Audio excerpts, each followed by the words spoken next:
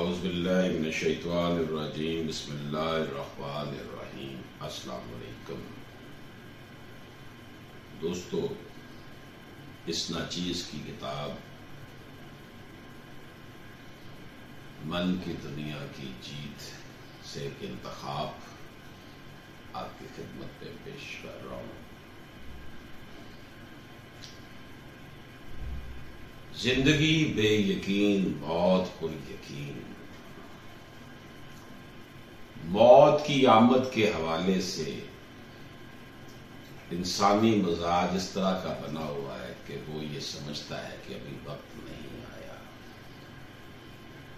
اس کے دل و دماغ میں یہ تاثر فروغ پا جاتا ہے کہ اس کا باپ دادا تو اتنا عرصہ زندہ رہے، اس لیے ابھی وہ زندہ رہے گا۔ اس کی سوچ میں ایک زینہ یہ بھی ہوتا ہے کہ فلاں شخص اتنا بیمار ہے اتنے عرصے سے، لیکن وہ ابھی زندہ ہے، گویا وہ تو صحت مند ہے، اس لیے ابھی کافی وقت پڑا ہوا ہے۔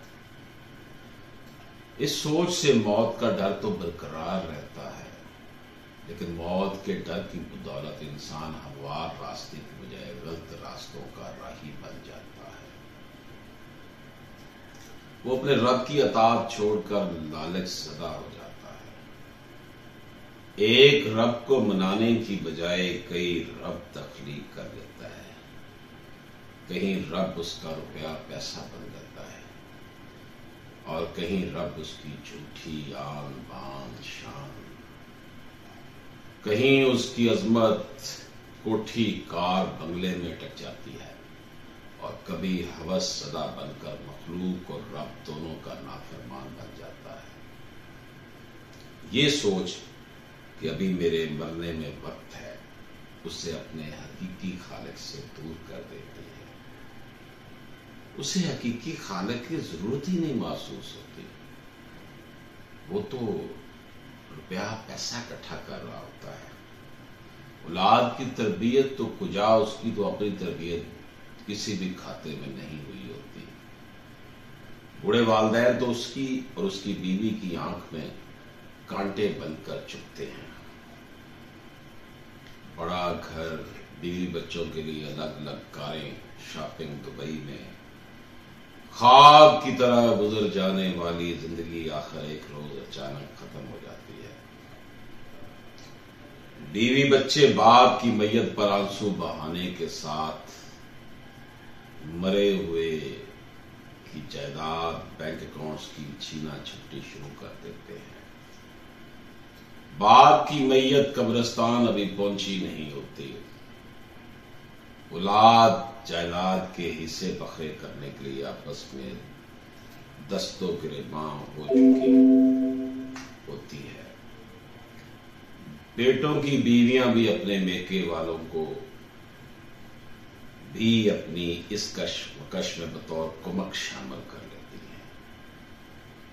یوں جس گھر کی خاطر مرنے والے نے بہت سے گھروں کو ڈسٹرب کیا ہوتا ہے، وہ گھر اس کے مرنے کے ساتھ ہی اور دفن ہونے سے پہلے ماچس کی تیلیوں کی مانند بکھر جاتا ہے۔ جس موت سے آنکھیں چرائی ہوئی ہوتی ہیں،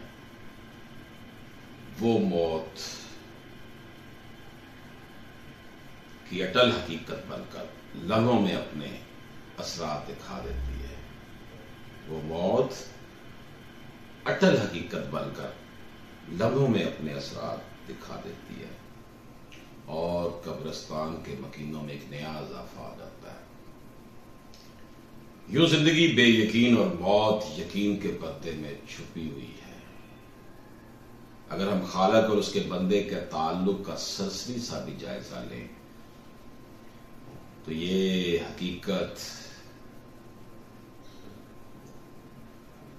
اظہر من شمس ہے کہ بندے کے جسم پہ موجود ایک ایک بال اس کے رب کی رحمتوں اور نعمتوں کا احسان ہے۔ انسان کی زندگی میں پیش آنے والے نشیب و فراز قدرت کی جانب سے اپنے بندے کی زندگی میں ایک ارتعاش کے حامل ہیں۔ رب کی جانب سے ملی ہوئی سانسیں رب کی اس کائنات نے وقت پورا کر کے عالم برزخ کے راستے پہ روان کر ہو جاتی ہے۔ انسان کو جو ملا ہوتا ہے وہ رب کی ہی تو جو ہے وہ رب کی ہی تو عطا ہوتا ہے۔ رب اس جہاں میں گزاری ہوئی زندگی کو بے مقصدیت کا شکار نہیں ہونے دیتا۔ اس جہاں کے ایک ایک لمحے کو رب اپنے انداز میں جانچتا ہے اور اپنی ہی بنائی مخلوق کو جزا اور سزا کے عمل سے گزارتا ہے تاکہ زندگی کی گزری ہوئی ساعتیں بے ثمر قرار نہ پائیں، کیونکہ ہر عمل کا رد عمل ہے۔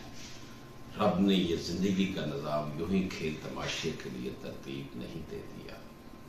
سچائی اور جھوٹ کی قوتیں اپنے اپنے ہونے کی دلالت کرتی ہیں۔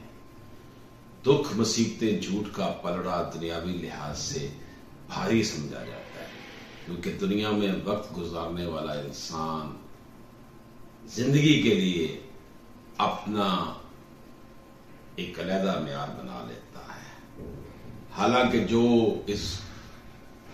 جو اس زندگی کا خالق ہے اس کے معیار کے مطابق زندگی بسر کرنی چاہیے۔ دوستو، یہ میری کتاب من کی دنیا کی چیز سے ایک انتخاب تھا جو میں نے آپ کی خدمت میں پیش کیا۔ اللہ پاک مجھے ایمان کے ساتھ زندگی اور ایمان کی موت عطا فرمائے۔ اجازت دیجیے، اللہ حافظ۔